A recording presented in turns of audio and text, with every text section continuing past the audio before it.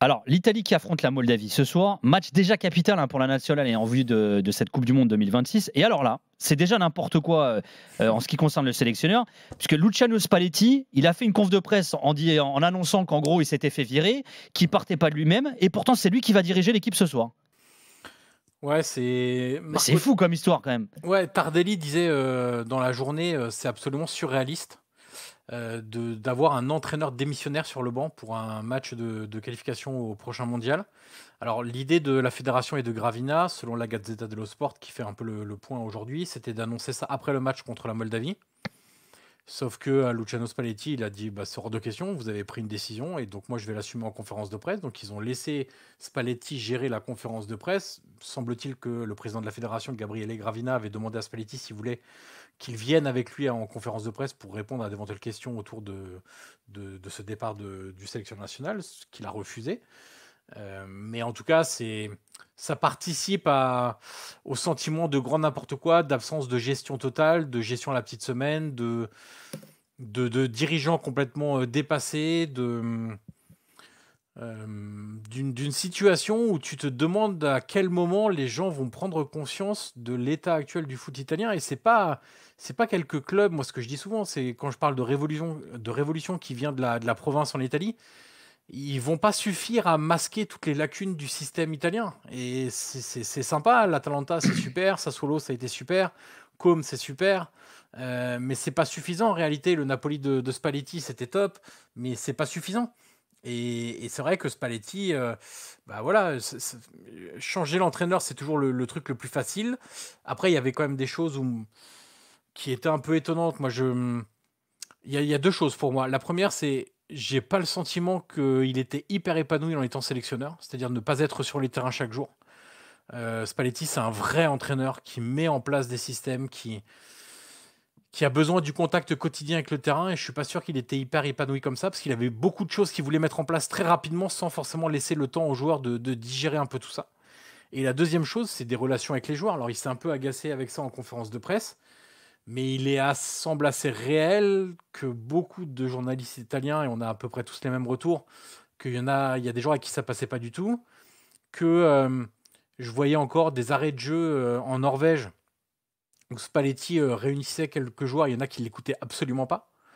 Il s'adressait à eux et il ne les regardait pas du tout dans les yeux. Il y en a qui écoutaient, comme Coppola, le premier de la classe, hein, c'était sa première sélection, donc lui écoutait, hochait la tête, etc. D'autres avaient l'air de s'en foutre royalement.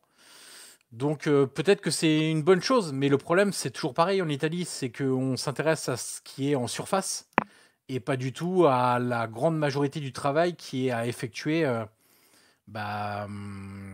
sous la surface. Un peu comme l'iceberg, l'histoire de l'iceberg, quoi. On voit Ouais. combien de pourcentage de l'iceberg on voit à la surface et combien il reste en dessous.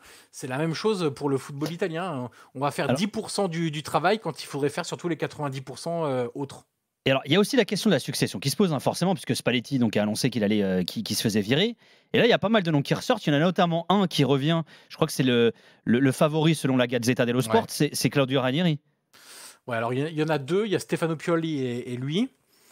Pioli est en contrat encore avec Al Nassr en Arabie Saoudite. Et il peut pas partir avant juillet pour des raisons fiscales. Mais à la limite, l'Italie a pas de match après celui de ce soir contre la Moldavie, donc il pourrait très bien attendre. Ranieri, c'est un nom qui fait évidemment consensus quand tu vois ce qu'il a réussi à faire dans un vestiaire éclaté en deux, un vestiaire qui se rebellait contre son entraîneur avant l'arrivée de Ranieri, et ce qu'il a réussi à faire à la Roma, c'était absolument incroyable. Mais pour moi, là encore, il y a deux éléments. Le premier, c'est quelle est la valeur que tu donnes au poste de sélectionneur quand tu te dis que tu as envie de confier le poste de sélectionneur à Claudio Ranieri, sachant qu'il est conseiller spécial des propriétaires de la Roma, Dan et Riyad Friedkin, et qu'il ne quitterait pas ce poste-là pour être sélectionneur. Ça, c'est quand même un élément qui, pour moi, me semble assez terrible parce que, avec tout le respect, et ça se trouve, eux, ils seront au mondial et pas nous. Mais quand la Slovaquie le fait avec Calzona pour aller à Naples, ok, mais on est quand même 4 fois champion du monde, quoi. Mm. Donc tu peux pas te permettre ce genre de choses-là. Et Claudio Ranieri, c'est un peu le sentiment de le mec prend sa retraite, il revient pour son club de cœur, il reprend sa retraite, il va aller maintenant en sélection. Vous n'avez pas envie de lui foutre la paix et de le laisser prendre sa retraite un peu hors des terrains et être simplement conseiller spécial, quoi. Vous n'avez pas d'autres idées que ça? Ouais, ça manque d'idées, ouais. Ouais, c'est Puis un ça. conflit d'intérêt. Hein. Oui, il y a ça aussi. Ouais. Tiens, j'aimerais bien vous entendre là-dessus, les autres aussi. Là. Enfin, le fait qu'un sélectionneur puisse cumuler d'autres activités à côté. Alors, je sais qu'il y en a certains. Et je parle pas Vas-y. de conflit d'intérêt éventuel, hein, Nico, parce que Ouais. il va être conseiller spécial des Friedkin à la Roma. Donc, il va parler de la stratégie de développement, il va parler du mercato. Donc, mais même si on va pas lui prêter de mauvaises intentions, hein, mais Oui, sur mais le même- principe, oui, mais naturellement, sur le est-ce qu'on papier. pourrait pas convoquer du côté de Ranieri des joueurs de la Roma, leur faire prendre de la valeur Ouais. pour les vendre plus Bah cher oui. derrière? Ouais, ouais. Bah oui, c'est ça. Ouais. C'est ça, un conflit C'est d'intérêt. Nagelsmann au Bayern. Ouais. C'était Vas-y, à Polo. l'époque où il était Ouais. sous contrat au Bayern Munich et il avait fait une pige, on l'avait libéré, vous savez qu'il avait été Ouais. mis à pied, entre guillemets, retiré de l'équipe première et qu'il avait pris l'équipe nationale. Et évidemment que ça fait un conflit d'intérêt parce qu'au Bayern, qui était très heureux de cette situation, s'est dit oui, il va peut-être favoriser nos joueurs pour les faire aller en équipe nationale. Alors évidemment, c'est le Bayern, donc c'est pas forcément des gars qui ont les pieds carrés, mais ça pose évidemment éthiquement un problème. Maintenant, toutes ces choses-là, quand je vois l'évolution un peu partout du football où on t'explique que rien n'est grave, ça ne m'étonne pas que ça arrive un jour. Ouais. Et alors, il y a aussi peut-être des nations qui ont l'habitude de ce genre de choses parce que ils n'ont pas une grande culture de l'équipe nationale ou des choses comme ça. Mais dès qu'il y a peut-être d'autres nations où c'est un peu plus sensible, et notamment des nations, je parle de l'Italie ou l'Allemagne, qui sont plutôt des nations conservatrices historiquement parlant. Et tu te dis, bah, c'est un peu compliqué parce que le bas peuple aime bien qu'il y ait une séparation entre guillemets des pouvoirs qui soit très stricte entre l'équipe nationale et le club, quoi. Mais moi, je suis pas surpris de ce genre Tiens. de choses que ça arrive. Attends, Juju, t'en penses quoi de ça, toi? Ça arriverait jamais en Angleterre, ça c'est sûr. Ouais. Mais oui, j'ai un peu de mal à comprendre pourquoi est-ce que tu vas comme ça aller chercher Ranieri à 73 ans. Oui, il a fait une super saison avec la Roma, mais tu peux pas me dire que tu n'as pas d'autres candidats au poste de sélectionneur, quoi. C'est ça. Et Mancini, c'est impossible, yo. C'est pas. Vu comme ils se C'est sont souvent le quittés meilleur avec candidat, Gravina, mais oui. Ouais.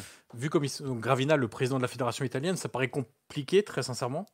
Mais après, Mancini a un peu tout fait pour dire ah, j'aurais pas dû quitter la Nazionale. Il l'a fait récemment. J'étais d'ailleurs le jour du match, je crois, contre la Norvège, en interview en disant maintenant je regrette d'avoir quitté la Nazionale. J'aurais pas dû aller en Arabie Saoudite. Donc il fait un peu tout pour en gros dire c'est super la sélection nationale. Mais ils se sont assez malement quittés. C'est pas du tout français, mais c'est pas grave. Ils se sont quittés de manière Salement, sinon, c'est bien. ouais, c'est ça, salement avec le président.